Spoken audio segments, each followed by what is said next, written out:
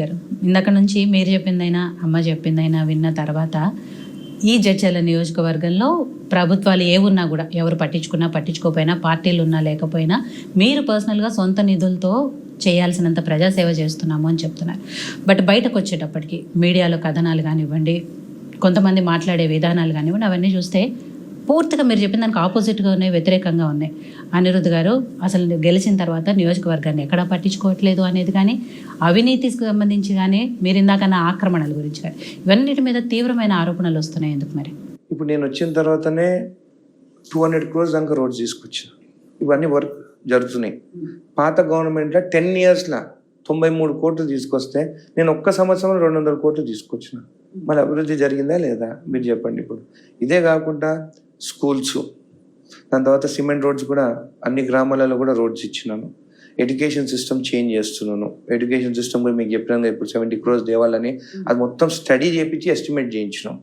ఇదే కాదు మీకు ఇంకొక ఆరోపణ మీరు అంటున్నారు నా పైన, ఏది ఈ అవినీతి తగ్గిందని. 3 ఆఫీసర్లు సస్పెండ్ అయినారు తెలంగాణ రాష్ట్రంలో.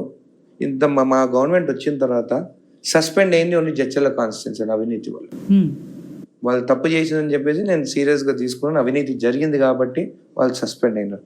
ఇదే కాకుండా అక్రమాల పైన, భూముల పైన మాజీ ఎమ్మెల్యే సొంతం కుటుంబమే వాళ్ళ పేరు మీద పెట్టుకున్నారు అసైన్ ల్యాండ్స్.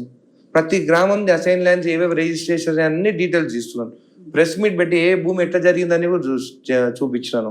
ఇప్పుడు దానిపైన ఈరోజు స్టడీ చేస్తున్నాం. మొత్తం స్టడీ చేసి డెఫినెట్గా వాళ్ళు నోటీసెస్ ఇచ్చి గవర్నమెంట్ ల్యాండ్స్ మాత్రం ఖచ్చితంగా రిటర్న్ తీసుకుంటాం. దాని తర్వాత ఏ ఒక్క భూమి అన్నా కబ్జా అయిందా? ఒక్క భూమి ఈ 1 yearలో ఒక్క భూమి కబ్జా కాలేదు. ఎక్కడ గ్రాండ్ గ్రాబర్స్ కనిపిస్తలేరు. మొత్తం జడ్చర్ల ప్రజలే మాట్లాడుతున్నారు. టీఆర్ఎస్ వాళ్ళు ఇవి జరుగుతలేరు అని చెప్పేసి మాట్లాడుతున్నారు తప్ప వేరే ఒక్క దగ్గర కూడా ఒక్క ఓఆర్సీ సర్టిఫికేట్ కూడా, దొంగ సర్టిఫికేట్ కూడా రాలేదు ఇప్పుడు. ఓకే, మీరు అన్నారు 10 yearsలో ఇక్కడ ఉన్న మాజీ ఎమ్మెల్యే మొత్తం ఆక్రమణలు చేశారు అని చెప్పేసి. దాన్ని ఇప్పుడు అనిరుద్ధ్ గారు కంటిన్యూ చేస్తున్నారు తప్పితే కాంగ్రెస్ ప్రభుత్వం వచ్చిన తర్వాత మారిందేమీ లేదు. నోటీసులు పంపించాం కదా వాళ్ళందరికీ. వాళ్ళు నోటీస్ పంపిస్తే కోర్టు పోయినారు వాళ్ళు. నేను ఫైట్ చేస్తున్నాను. నేను అధికారులతో సీరియస్గా నేను చేసుకొని అందరు నోటీసులు పంపించినాం. నేను దాని తర్వాత నేను ఆస్తి అమ్ముకున్నాను. నేను 1 ఎకరా కూడా కొనలే ఇప్పటివరకు. మా తాత ఇట్లా ఎలక్షన్లో కూడా 15 ఎకరాలు నేను భూమి కొనుక్కున్నాను. ఒక్కడు కూడా ఇది మాట మాట్లాడదు. నేను ఇట్లా ల్యాండ్ గ్రాబింగ్ కానీ ఏదైనా చేస్తానంటే ఒక్కడు కూడా మాట్లాడదు. ఈ రోజుకి ఎమ్మెల్యే అయిన తర్వాత ఒక్క ల్యాండ్ కొనలేదు, ఉన్న ల్యాండ్ అని అమ్ముకుంటున్నాను. ఎందుకు వస్తున్నాయి మరి ఆక్రమణ ఆరోపణలు? ఎందుకు వస్తున్నాయి? మీరే ఫస్ట్ టైం అడుగుతున్నారు. మీడియాలో వస్తున్నాయి, నాయకులు మాట్లాడుతున్నారు. మీడియాలో ఎక్కడ వచ్చింది? ఏ మీడియాలో వచ్చింది? నేనైతే చూడలేదు ఇప్పటివరకు.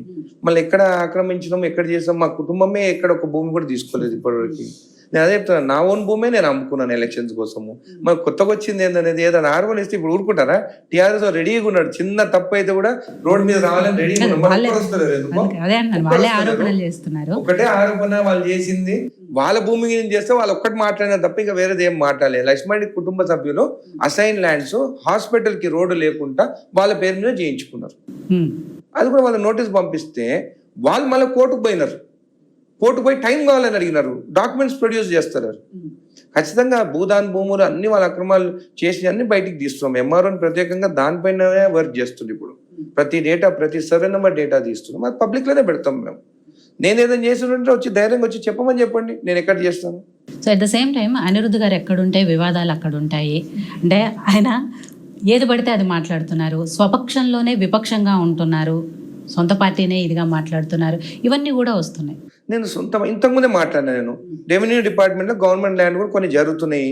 ఖచ్చితంగా నేను అది బయటికి తీసుకొస్తాను, నేను కొట్లాడుతానని చెప్తున్నాను. ఎందుకు భయపడాలి? అంటే బయట పార్టీ వాడు వచ్చి చెప్పాలా మేము తప్పు చేస్తున్నామని? మాకు తెలియదాక తప్పు జరుగుతుందని.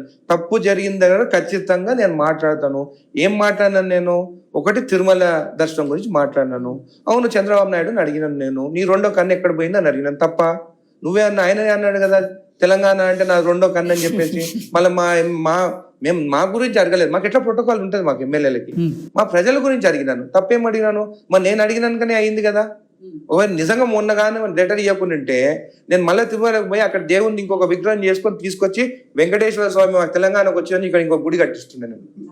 అంతే. మళ్ళీ ఎక్కువ ఆదాయం వచ్చేదే తెలంగాణ ప్రజల నుండి. తిరుమలలో ఎక్కువ జనాభా పోయేది కూడా తెలంగాణ నుండి. మళ్ళీ మాకెందుకు ఇంత విపక్షం?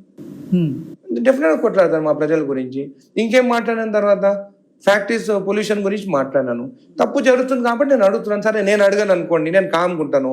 అప్పుడు పబ్లిక్ ఏమనుకుంటారు, వీళ్ళంతా ఒకటి, వీళ్ళు ఏం మాట్లాడతారు, తప్పు జరిగినా కానీ ఎవరు మాట్లాడతారు, ఆ ఆపోజిషన్ పార్టీ వాళ్ళు, టీఆర్ఎస్ వాళ్ళు, బీజేపీ వాళ్ళు మాట్లాడితేనే తప్ప మేము అడగొద్దా? మాకు అడిగే స్వేచ్ఛ మాకుంది కదా, ప్రజల గురించి అడుగుతున్నాం. నా సొంతంగా ఏమైనా అడిగినానా, నా సొంతంగా ఏదైనా చేసుకున్నానా, ఏం చేసుకోలేదు, ప్రజల గురించే మాట్లాడుతున్నాను. ఇప్పుడు కూడా చెప్తున్నాను, రెవెన్యూ డిపార్ట్మెంట్ నేను ఫైట్ చేస్తాను, ఖచ్చితంగా తప్పులు ఎక్కడ జరుగుతున్నా చూపిస్తాను. నేను ఎవరైతే తప్పు చేస్తుందో వాళ్ళ పేరు కూడా చెప్తాను, వాళ్ళ శిక్ష కూడా పడుతుంది.